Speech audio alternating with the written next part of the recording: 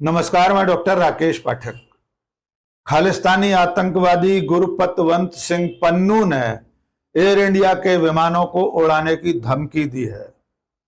पन्नू ने एक वीडियो संदेश जारी करके ये चेतावनी दी है कि 1 नवंबर से 19 नवंबर तक एयर इंडिया के विमानों पर हमला हो सकता है, इसलिए कोई भी व्यक्ति इन तारीखों के बीच एयर इंडिया के हवाई जहाजों में यात्रा न करे। पन्नू ने कहा है कि इंदिरा गांधी की हत्या के बाद हुए सिख विरोधी दंगों की 40वीं सालगिरह है, इसलिए एयर इंडिया के विमानों पर अटैक किया जा सकता है। उसने भारत के लोगों और दुनिया भर के लोगों से ये आग्रह किया है, ये चेतावनी दी है, ये धमकी दी है कि कोई भी व्यक्ति 1 नवंबर से लेकर 19 नवंबर तक एयर इंडिया के विमानों में सफर न करे। पन्नू इस वक्त अमेरिका में बसा हुआ है और उसके पास कनाडा की नागरिकता भी है। संयोग से पन्नू की धमकी ऐसे मौके पर आई है जबकि भारत में पिछले कई दिनों से लगातार हवाई जहाजों में बम होने की धमकियां मिल रही हैं। पिछले एक हफ्ते में करीब करीब 100 बार ऐसी धमकियां मिली हैं कि हवाई जहाज में, विमानों में बम लगे हुए हैं या बम से हवाई जहाजों को उड़ाया जा सकता है। ठीक ऐसे मौके पर पन्नू की इस धमकी से सनसनी फैल गई है। सुरक्षा एजेंसियां पूरी तरह सतर्क हो गई हैं।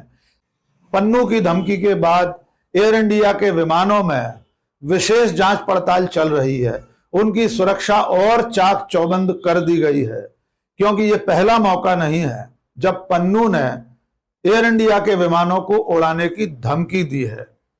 इसके ठीक 1 साल पहले इन्हीं दिनों में सिख विरोधी दंगों की 39वीं सालगिरह पर भी पन्नू ने ऐसी ही धमकी दी थी। तब भी उसने कहा था कि एयर इंडिया के विमानों पर हमला हो सकता है।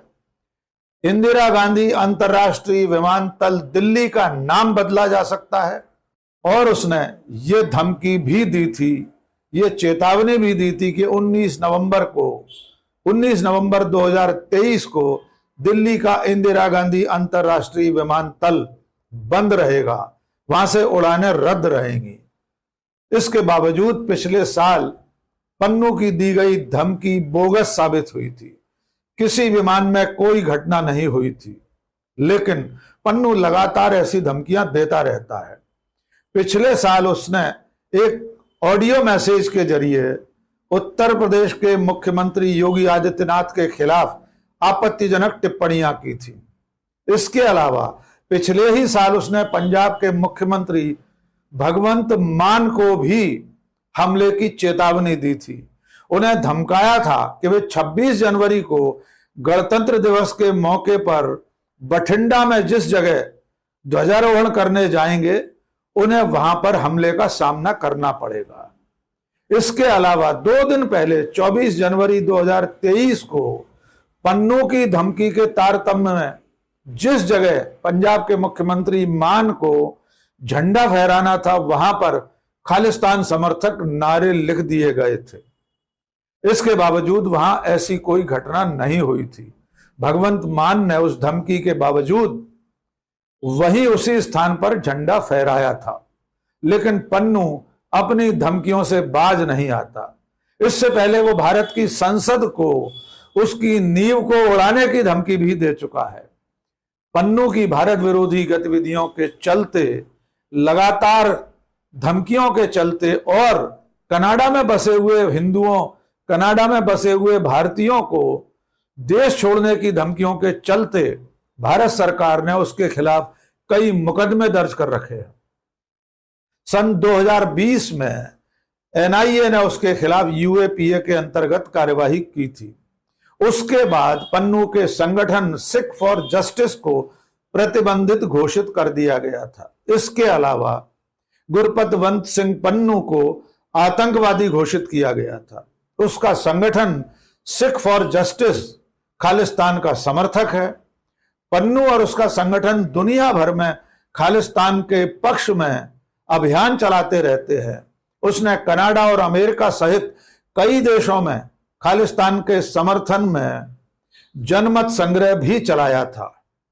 इन तमाम घटनाओं के बाद भारत सरकार ने और एनआईए ने पिछले साल जुलाई 2023 में उसकी भारत में जो संपत्तियां हैं उसका 1/4 हिस्सा अटैच कर दिया था। पंजाब यूनिवर्सिटी से कानून की पढ़ाई करने के बाद कनाडा में बस गए पन्नू ने कनाडा और अमेरिका दोनों देशों की नागरिकता हासिल कर रखी है। कनाडा और अमेरिका में दोनों देशों में वो खालिस्तान के समर्थन में आंदोलन चलाता रहता है। ये वही पन्नू है जिसकी हत्या की साजिश के मामले में भारत सरकार, हमारे राष्ट्रीय सुरक्षा सलाहकार अजित डोभाल, रॉ के भूतपूर्व चीफ सामंत गोयल, रॉ के अधिकारी विकास यादव और भारतीय कारोबारी निखिल गुप्ता के खिलाफ अमेरिका की एक अदालत से समन जारी हो चुके हैं।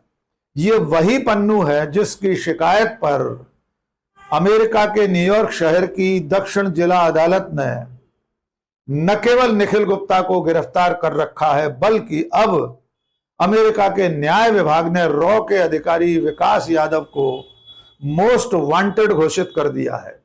अभी 2-3 दिन पहले एफबीआई ने विकास यादव की तस्वीरों के साथ मोस्ट वांटेड के पोस्टर जारी किए थे, उसकी गिरफ्तारी का वारंट जारी किया था। यह पूरा मामला क्या है हम अपने पिछले कई वीडियो में आपको बता चुके हैं, एक बार फिर संक्षेप में दोहरा देते हैं।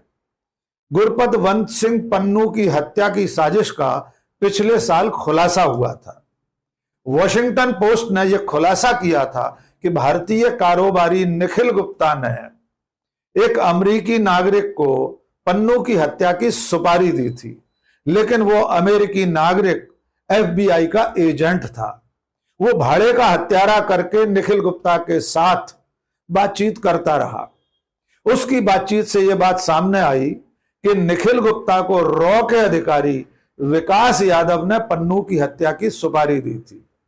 इस पूरी बातचीत को उस कथित हत्यारे ने, उस कथित भाड़े के हत्यारे ने रिकॉर्ड कर लिया, उसके तमाम साक्ष्य इकट्ठे कर लिए।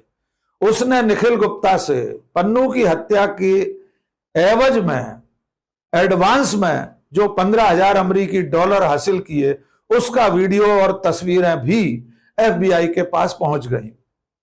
इस सारी साजिश का खुलासा होने के बाद पन्नू ने न्यूयॉर्क में मुकदमा दर्ज कराया। उसके बाद भारतीय कारोबारी निखिल गुप्ता को चेकोस्लोवाकिया में गिरफ्तार किया गया था। उसकी गिरफ्तारी के बाद अमेरिका ने प्रत्यर्पण संधि के आधार पर निखिल गुप्ता को अमेरिका बुलवा लिया। तब से निखिल गुप्ता न्यूयॉर्क की जेल में बंद है। उसके बाद नवंबर 2023 में दर्ज मुकदमे में पिछले महीने अमेरिका की इसी अदालत ने भारत सरकार, हमारे राष्ट्रीय सुरक्षा सलाहकार अजित डोभाल, रॉ के भूतपूर्व चीफ सामंत गोयल और रॉ के अधिकारी विकास यादव के खिलाफ समन जारी किया था। प्रधानमंत्री नरेंद्र मोदी की अमेरिका यात्रा से पहले इस तरह के समन जारी होने से सनसनी फैल गई थी और उसके बाद इसी मुकदमे के तारतम्य में रॉ के अधिकारी विकास यादव के खिलाफ अमेरिका के न्याय विभाग ने वारंट जारी किया है, उसे मोस्ट वांटेड घोषित कर दिया है। इस मामले में भारत सरकार ने, भारत के विदेश मंत्रालय ने अमेरिका को जानकारी दी है कि विकास यादव अब सरकारी सेवा में नहीं है।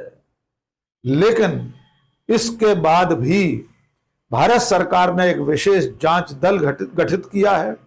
सरकार का लगातार यह कहना है कि पन्नू की हत्या की साजिश में भारत सरकार का या रॉ का कोई हाथ नहीं है, कोई लेना देना नहीं है।